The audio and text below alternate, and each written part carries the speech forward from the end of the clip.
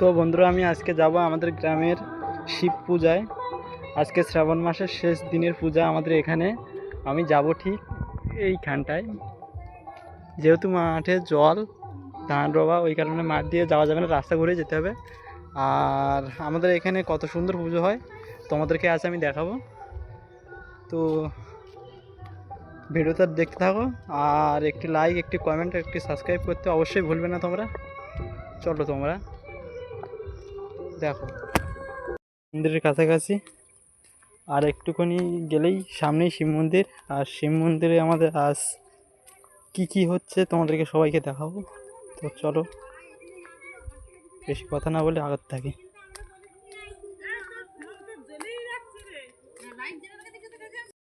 গ্রামের পুজো মানেই বুঝতে পারছো বন্ধুরা, চারি সাইডটা দেখুন কতটা সুন্দর।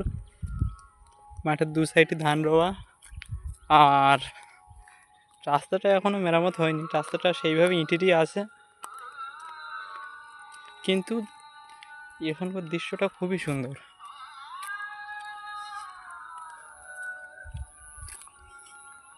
আর কিছুটা গেলেই কিন্তু আমাদের মন্দির। আমি যেহেতু স্কুল গেছিলাম, আজ আমার স্কুলের ক্লাস 11-এর 10,000 টাকা ঢুকবে, সেই টাকাটার ফর্ম ফিল আপ করার জন্য স্কুলে গেছিলাম। সেই কারণে আমি বেলাবেলায় আসতে পারিনি। বেলাবেলায় আসলে এখানে বন্ধুরাও প্রচুর মানুষ হয়। আর যে জায়গাটার কথা বলছিলাম ঠিক এইটা, আর কিছুটা গেলে এই যে মন্দিরটা, যেহেতু এখন আর অতটা লোক নেই,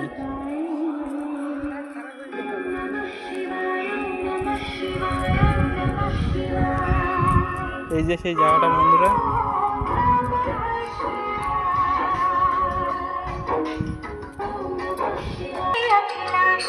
বন্ধুরা সেই জায়গাটা দেখুন, পৌঁছে গেছি আমি। আজকে আমাদের খাবারটা দেখাবো। सिग्नेचर पैकेज ड्रिंकिंग वाटर ने शुरू कर दिया। The mangrove signature package drinking water, one with nature, my signature.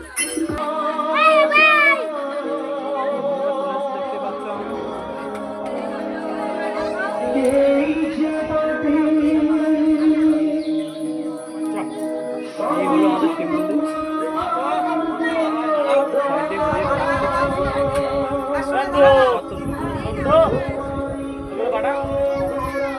যেহেতু বেলা গেছে, এখানে ওই কারণে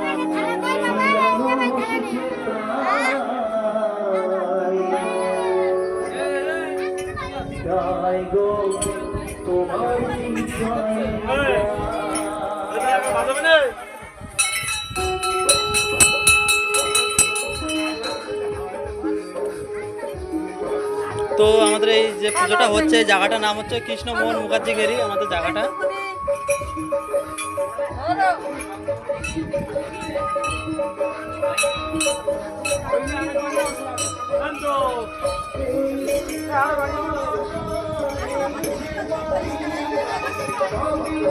তো বন্ধুরা, আমি প্রসাদ নিয়ে নিয়েছি, সুজির পায়েস, আর এটাকে এখন আমি খাবো।